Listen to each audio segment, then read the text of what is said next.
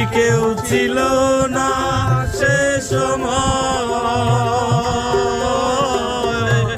দূরে বন্ধুরে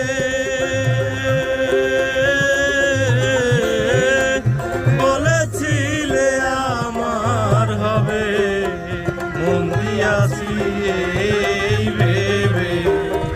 সাক্ষী কেউ ছিল